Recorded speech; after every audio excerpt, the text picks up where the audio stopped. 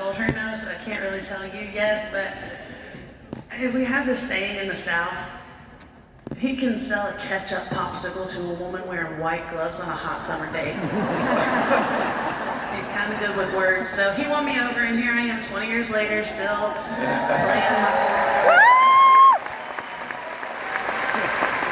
Well, about the same time we met our first drummer, Andy Williams, the Bald Wanda. He tragically passed away in a motorcycle accident a few years ago, and we miss being able to celebrate with him here on earth, but we know he is much better in the presence of the Father, and we will have all of eternity to celebrate with him in the future. But as soon as Andy and I joined the band, we started getting some really amazing opportunities to go play for people. The first big event was a dad's dinner that was NASCAR themed. There's a lot of cargo shorts in one room. But my personal favorite, we got to be the house band for a homeschool prom. Everything you're thinking was accurate.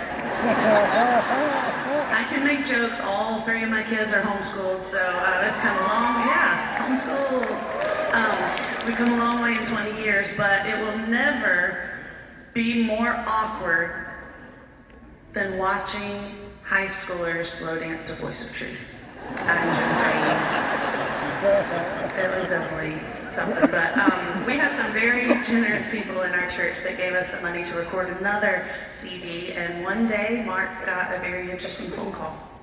That's right. So parents would come to youth group all the time and sit in the back until they would come up to us after and say, hey, where do we get that song about the body? And we say, here. Right? And that's what they did, what Megan said.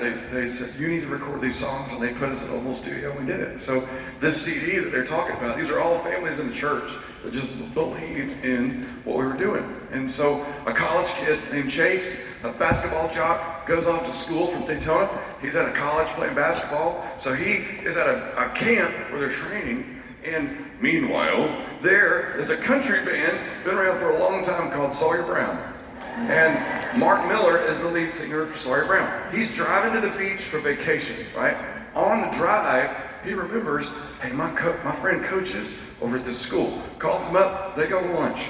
So they're standing around in the gym or somewhere, and when they get back, the players start realizing, that guy's somebody, right? They don't know who he is, but he's somebody, you know?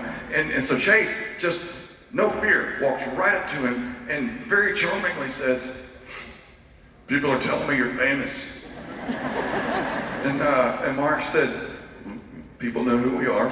And he said, are you any good? And yeah, it's going great. And Mark says, some folks think so. And he said, well, you need to hear my youth pastor and our youth band at my church, because they're awesome. Hold on one sec.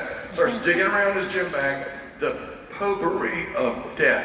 I can only, you know what I'm talking about. We all try to act like we're different, but the same smell comes from all of us. Sooner or later, that's a common creator evidence that's not that charming. So he takes this cracked up CD, the scratched up, cracked case, scratched CD, hands it to Mark, writes his name on it and his number. Says, you're gonna love them. They're called Casting Crowns. They're awesome, right? Mark gets in his truck, driving home. Somewhere on the drive, he thinks, all right, let's give it a go. Sticks it in there. And Where the Body is the first song he plays. And he gets to the beach where he's